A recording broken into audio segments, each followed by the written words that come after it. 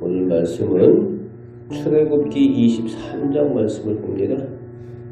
불과 1950년에만 해도 미국에서는 흑인들이 버스에 앉아 있다가도 백인들이 타면은 그 백인들에게 자리를 양보하는 것이 그 당시 법과 사회적인 분위기였습니다. 민주주의의 대표되는 나라라고 하는 그 미국에서도 1950년대까지도 그랬어요. 불공평하죠. 백인이 탔다고 흑인이 앉아있다가도 자리를 양보해야 됐습니다. 그리고 그런 모습이 당시 사회적인 상식이었어요. 모든 사람이 따르던 질서라고 생각을 했습니다. 그런데 미국의 엘라바마주 몽고메리에서 한 여인이 하루는 버스 안에서 자기 앞에 선 백인 남성에게 대하여서 조용하게 아니요라고 말을 합니다. 당시 상식을 깼고 또 그 주의 법이 당연히 그게 법이었어요. 비켜주는 것이. 근데 그 법을 어긴 거죠. 이상한 법이죠. 우리가 지금 생각할 때는. 그런데 그 법을 어겼다고 투옥이 되었습니다. 그리고 사람들에게 조롱을 당했어요. 상식도 모른다고. 그런데 이 작은 행동이 미국 시민평등운동의 불씨가 되었습니다. 시민권의 운동이 되어서 결국 유생인종을 차별하는 그 법의 철폐가 이루어지는 그 계기가 되었습니다.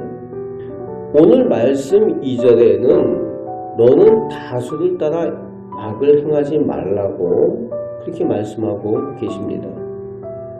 우리가 신앙생활을 하면서 가장 위험한 유혹이 있어요. 남들이 다 하니까 나도 해도 괜찮겠지. 세상 사람들이 다 하는데 또 한편으로는 이게 관례인데 이렇게 하는 것들이 있어요. 그런데 세상에서도 교회에서도 우리가 늘 기억해야 될 것은 무조건 다수가 옳은 게 아니라는 겁니다. 하나님 앞에 옳아야 되고 하나님께서 옳다고 하시는 것이 옳은 것임을 우리는 기억을 해야 됩니다. 그래서 우리는 다수가 간다고 남들이 다 그렇게 한다고 그렇게 하면 안 되고 정말 하나님께서 옳다고 하셨는가, 하나님 앞에서 이것이 옳은가 말씀을 통해서 늘 점검을 해야 됩니다. 그래야 우리가 엉뚱한 길로 가지 않아요. 다수가 옳은 것이 아니라는 거죠. 이스라엘 백성들이 지금 이 얘기를 하는 것은 이 악인이라고 다수를 따라 악을 행하지 말며 라고 했을 때 이 다수가 저기 이방인들 얘기가 아니잖아요. 이스라엘 공동체 안에서 다수라고 하는 사람들이 악을 행하게 될 때 거기 참여하지 말라는 거죠. 이스라엘 사람들도 다 자기들이 아브라함의 자손이다, 하나님의 백성이다 스스로도 생각한다는 말이죠. 그런데 그들 다수가 관례라고 해서 남들이 다 하니까 그렇게 우상을 섬기고 이방신을 섬기고 그렇게 했다는 거죠. 신약에 와서는 어떤 일이 벌어집니까? 군중들이 예수님을 십자가에 못 박으라고 그렇게 소리를 질렀어요. 다수가. 예수님까지도 십자가에 못 박아 죽이는 일들을 한 것이 다수입니다.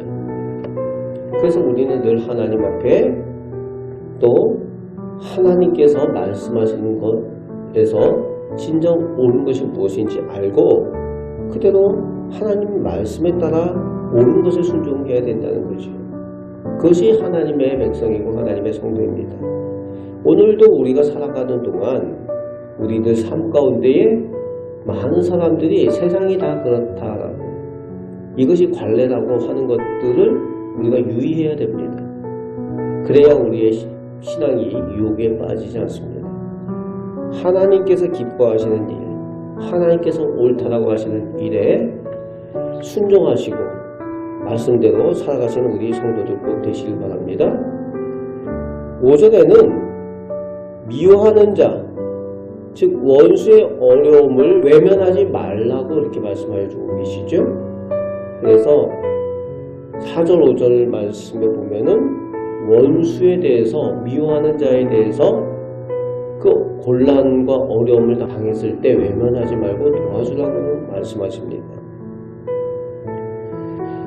신약에서만 그런 것이 아니라 구약에서도 이미 하나님은 원수에 대한 사랑을 말씀하신 것을 오늘 본문을 통해서 우리는 확인할 수가 있는 거죠. 하나님은 사랑이시라는 겁니다. 그리고 10절부터 12절까지에서는 하나님께서 정하신 안식하는 일, 안식년과 안식일에 대해서 말씀하시면서 쉬게 하라고 하십니다. 안식년은 1년을 쉬는 거예요. 그 밭을 쉬게 하는 겁니다. 어떻게 보면은 인간적인 생각에서 보면은 하루를 쉬면은, 안식일 하루를 쉬면은 손해가 날 것 같고 7년 가운데에 한 해를 밭을 묵히면은 큰 손해가 날 것 같아요. 그런데 하나님께서 쉬라고 하시는 거죠. 인간적인 생각으로는 손해가 날 것 같고 일이 안 될 것 같은데 하나님은 쉬라고 말씀하십니다. 왜요? 하나님께서는 우리가 자고 쉬는 동안에도 우리 자녀들을 위해서, 하나님의 백성들을 위해서 일하고 계신다는 겁니다. 그리고 안식일 날 만나를 거두러 나오지 않아도 그 전날 갑절로 하나님께서 주신 것처럼 갑절로 주시는 하나님의 은혜, 그 하나님을 믿는 그 믿음이 있다면은 쉴 수 있어야 한다는 겁니다. 안식일에 쉬는 것은 하나님에 대한 믿음입니다. 쉬는 것, 안식년, 안식일, 그 안식하는 것도 하나님에 대한 믿음의 고백이라는 거예요. 하나님께 다 맡길 수 있는 믿음의 고백이 필요하다는 것이죠. 우리가 주일날 다른 것을 다 내려놓고 하나님 앞에 나와 먼저 예배하는 것이 또 그 의미가 있는 거죠. 하나님께 다 맡깁니다. 20절부터 30절까지에서는 하나님께서 보호하시고 인도하심을 약속해 주고 계십니다. 오직 하나님만 의지하고 섬기는 하나님의 백성들을 하나님께서 하나님의 사자들을 앞서 보내시고 하나님께서 친히 인도하여 주신다는 겁니다. 그리고 아직 가나안 땅에 있는 이방 족속들을 하나님께서 조금씩 그들을 내쫓아 주시겠다. 하나님께서 인도하시고 보호하심에 대한 하나님의 약속을 주고 계시는 거죠. 오늘 그 하나님께서 우리를 보호하시고 인도하여 주심을 믿으시기 바랍니다. 베트남 전쟁 중에 미 해군 제임스 스톡데일이라는 분이 베트남 전에서 전쟁 포로가 됩니다. 그리고 이분이 그 베트남 그 수용소에서 8년 동안 수용소 생활을 했어요. 짐승처럼 취급하는, 돼지처럼 취급하는 수용소에서 8년을 버텼습니다. 그리고 나서 나중에 귀환을 해서 훈장을 받고 제독이 되었어요. 그분이 그런 얘기를 합니다. 하나님께서는 결코 나를 버리지 않을 거라는 그 확실한 믿음을 가지고 8년을 자기가 견딜 수 있었다라고 이야기를 합니다. 오늘도 우리는 광야 같은 세상을 살아가면서 하나님께서 결코 우리를 떠나지 아니하시고 우리를 지키시고 오늘도 보호하시고 인도하심을 믿는 그 믿음을 가지고 하나님의 은혜를 사모하며 사시기 바랍니다. 하나님은 다수가 아니라 하나님 말씀에 순종하는 소수를 원하십니다.